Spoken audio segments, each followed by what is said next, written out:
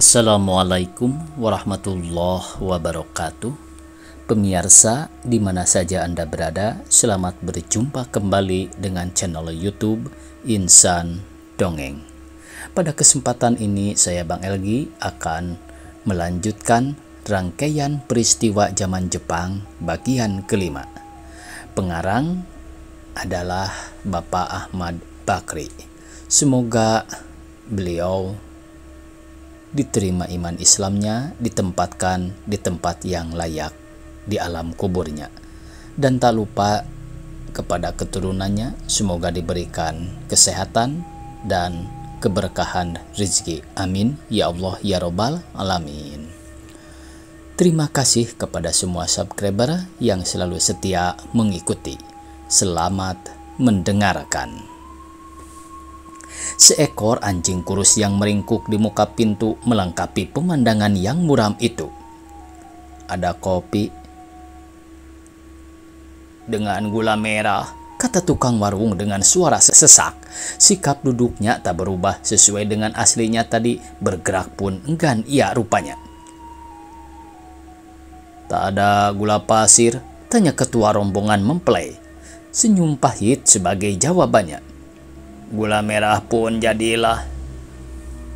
Tukang warung melirik pada istrinya yang sejak tadi diam-diam memandangi kami seorang demi seorang. Beranjaklah ia menuju tungku dan mulai berusaha menghidupkan api. Kami harus bersabar menunggu.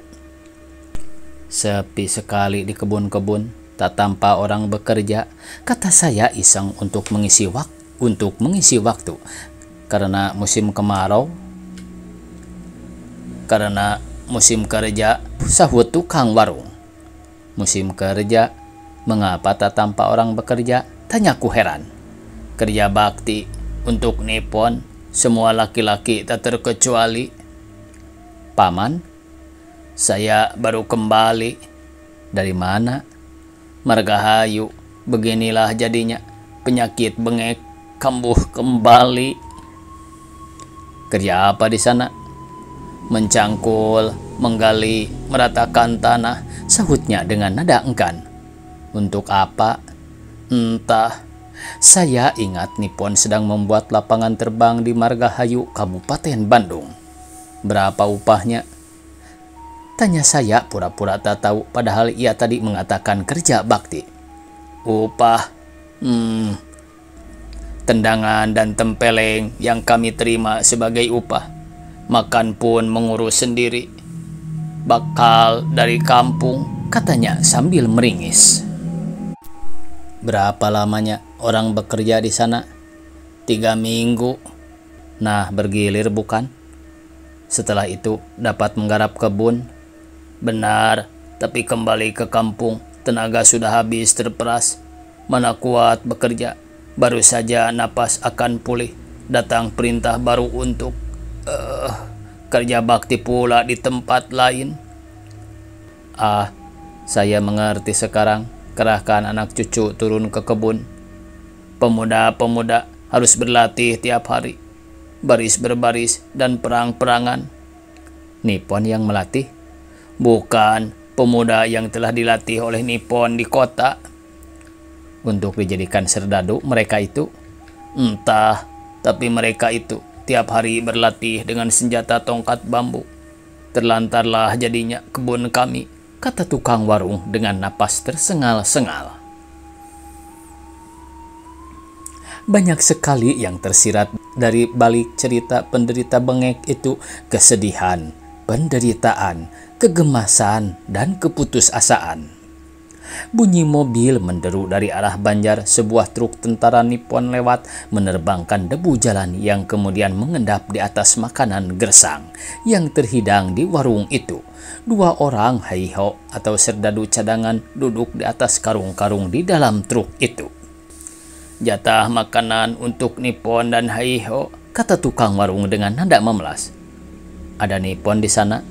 Tanyaku sambil menunjuk ke arah meluncurnya truk itu. Ada PBO atau pengawas bahaya udara. Nippon dan heiho, Shirana, pemuda orang sini, bekerja sebagai tukang masak di sana. Katanya tiap minggu dikirim jatah makanan dari Garut. beras, tepung, kacang kedelai, kacang hijau, tauco, kecap, dendeng, gula pasir, mentega, rokok, dan sale. Kesemak, enak mereka itu. Kami di sini makan oyek dan kenyang dengan jatah kerja paksa. Kembali penyesalan terhambur tak terbendung. Pengungkapan isi hati atas nama berjuta-juta rakyat yang menderita, atas nama bangsa yang dininabobokan dengan kemerdekaan kelak kemudian hari. Bosan, makin tak sedap didengar. Istri tukang warung menghidangkan kopi dalam tempurung. Tak ada gelas, kami pernah punya beberapa lusin, habis pecah. Tak ada lagi dagangan di pasar, katanya. Setelah minum, rombongan kafilah kami meneruskan perjalanan. Ketika kami datang ke kampung, panen telah usai, tinggal jerami mengering di sawah-sawah. Tapi tiada kesan gembira terbayang di wajah rakyat. Padahal biasanya kemeriahan musim panen itu berlangsung berminggu-minggu, sampai selesai musim jemur dan padi masuk lumbung. Cerita panen sekarang bukan cerita gembira, ibuku malah menangis. Aneh, orang menangisi panen yang berhasil. Betapa tidak, orang tak dapat menguasai padi miliknya sendiri. Sekian persen wajib dijual kepada pemerintah melalui BOK atau macam dolog sekarang dengan harga 300 tiap kuintal. Apa boleh buat, rakyat pun sadar akan kepentingan pemerintah di masa perang itu, sadar akan kewajibannya membantu pemerintah. Tapi celakanya persentase itu umumnya membengkak karena ulah petugas-petugas setempat jauh lebih besar yang dibeli paksa daripada yang disisakan untuk pemiliknya. Itulah yang menyebabkan ibuku menangis dan tentunya semua pemilik sawah. Ceritanya tidak sampai di situ. Jika target beli paksa sedesa tak tercapai, maka pamong desa kembali datang berkunjung, diantar oleh beberapa orang kaibodan atau organisasi pemuda pembantu polisi. Terjadilah pungutan paksa. Sekian, titik. Ratap tangis para pemilik sedikit pun tak menyentuh hati mereka yang berkuasa. Orang yang tanpa akan membangkang langsung dicap sebagai mata-mata musuh, mata-mata Inggris Amerika, musuh bangsa, dan sebagainya. Terpaksa harus mengalah dan lumbung yang telah kurus itu dikuras lagi. Selesai? Belum. Keibodan harus mendapat bagian juga. Mereka berjuang demi kemerdekaan bangsa Indonesia kelak kemudian hari, demi kejayaan bangsa Asia Timur Raya. Rakyat harus ikut bertanggung jawab atas kelangsungan hidup mereka, sebab pengabdian mereka itu tiada lain untuk kepentingan rakyat. Akhirnya rakyat juga yang akan menikmati hasil perjuangan mereka kelak. Putusnya sekian untuk kaibodan tampaknya macam perampokan, tapi resminya disebut sumbangan sukarela atas dasar kesadaran tinggi rakyat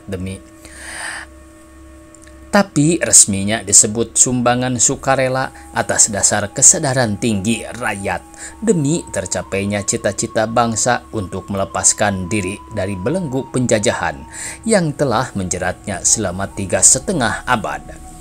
Itulah kata-kata yang terlontar dari mulut pihak penguasa dalam upacara perampasan itu. Perang berkecamuk terus melibatkan seluruh bangsa Asia Timur Raya dan melanda seluruh daerah lautan Pasifik.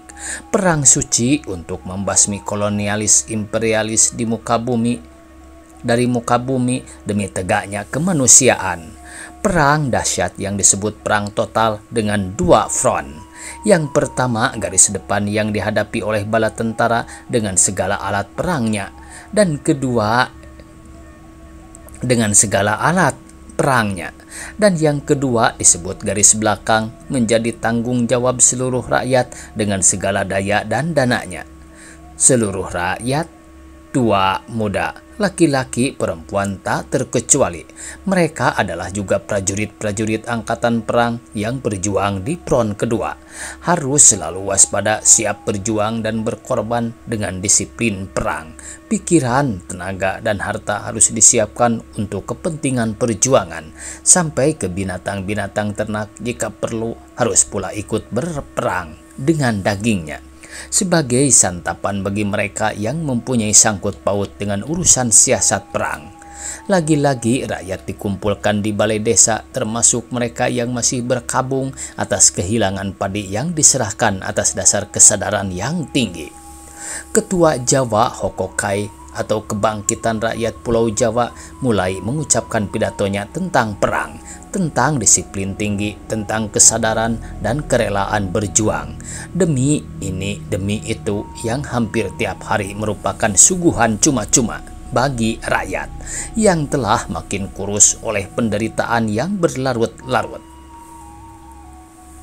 Seorang di antara yang hadir mengacungkan tangannya. "Ada apa?" tanya Ketua Jawa Hokokai.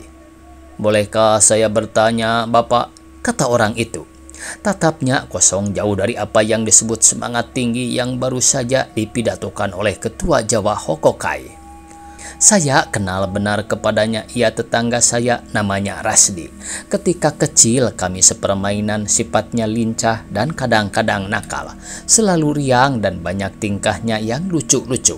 Dengan demikian ia sangat disukai oleh teman-temannya. Walaupun begitu, tak pernah ia lalai akan kewajibannya membantu pekerjaan ayahnya.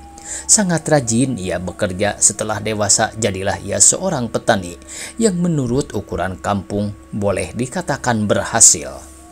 Tapi sekarang tampak jauh lebih tua daripada usianya, kurus dan pucat, matanya kuyu, bajunya sudah bertambal, pada punggungnya sangat melarat tampaknya." "Boleh, tentu saja boleh. Boleh," kata Ketua Jawa Hokokai. "Apa yang ingin saudara tanyakan?" Mulut Rasdi tampak tergagap-gagap, tapi sepatah pun belum ada kata-katanya yang keluar. Ragu ia tampaknya. Seluruh isi balai desa hening dan semua mata tertuju kepadanya, penasaran apa gerangan yang akan ditanyakan oleh Rasdi yang telah lama kehilangan tingkah-tingkahnya yang lucu menggembirakan orang. "Silakan, saudara bertanya," desak Ketua Jawa Hokokai. Saya sejak dulu sangat tertarik oleh pidato-pidato Bapak tentang semangat tinggi, tentang kerelaan berjuang dan berkorban, tentang disiplin perang demi kejayaan bangsa Asia Timur Raya, demi kemerdekaan Indonesia kelak kemudian hari. Tapi lihatlah Bapak," katanya sambil menyibakkan baju yang telah kehilangan semua kancingnya sehingga tampak tulang-tulang rusuk tersembul di balik kulit dadanya. "Masih adakah gunanya manusia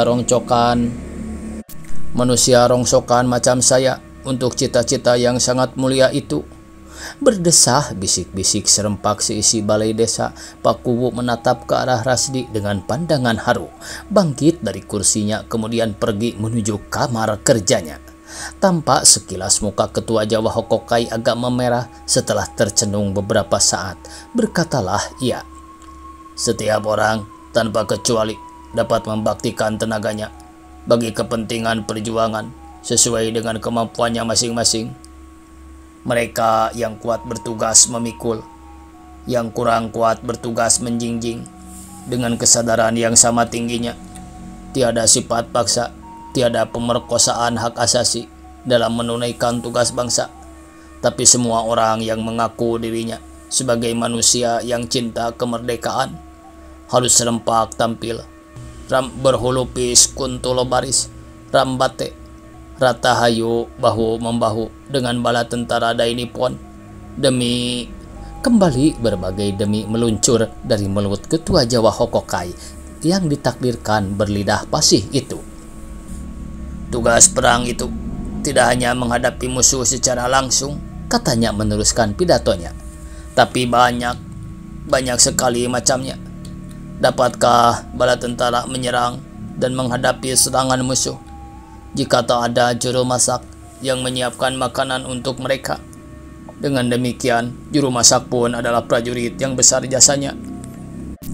Nasi dan lauk pauk yang disajikannya adalah juga alat perang, di samping peluru yang dimuntahkan oleh senapan dan meriam.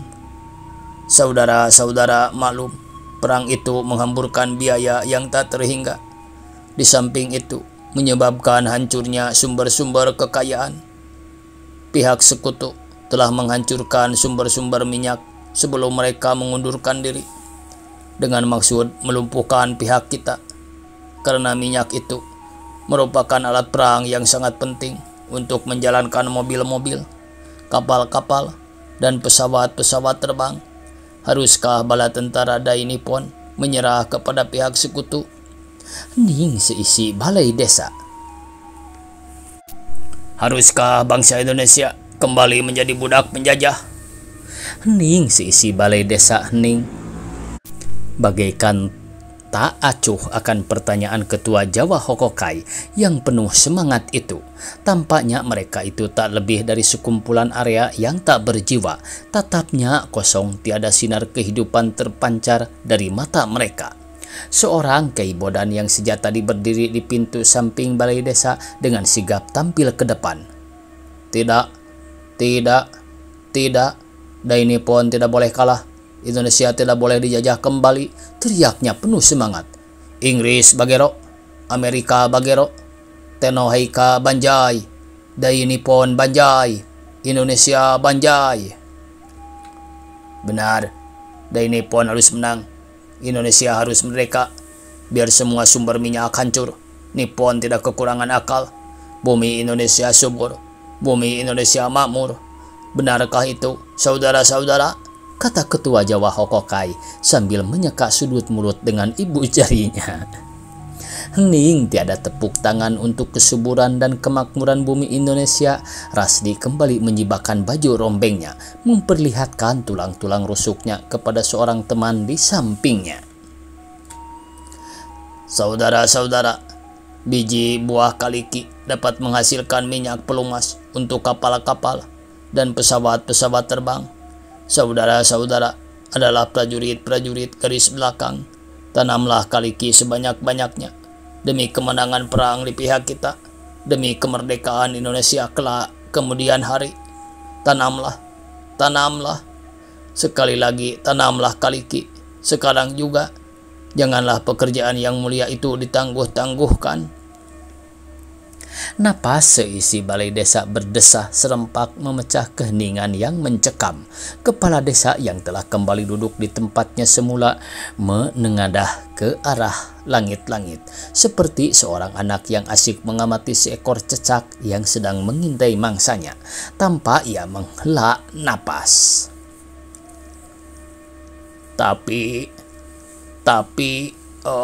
Bapak, kata seorang haji dengan serban kumal, sejak menghilangnya sabun tak pernah dicuci rupanya. Disiplin perang tak mengenal tapi-tapi, saudara. Pak Haji, demikian perintahnya, demikian pula pelaksanaannya. Pemerintah menyediakan benih secukupnya untuk langsung ditanam. Setiap jengkal tanah harus dimanfaatkan untuk itu. Tak mungkin, Bapak, kata haji itu. Bapak tahu sekarang musim kemarau. Tanaman lama pun banyak yang mati karena kemarau yang berkepanjangan ini. Baru akan melembaga hangus nanti disengat teriknya matahari. Sia-sia, Bapak. Jangan menghambur-hambur tenaga manusia tanpa manfaat. Mubazir hukumnya. Inna mubazzirina kanu ikhwana syayatin. Itu firman Allah. Sesungguhnya yang berbuat mubazir itu adalah kawannya setan. Tepuk tangan seisi balai desa. Ketua Jawa Hokokai merah mukanya, mulutnya terkatup rapat. Hening sesaat.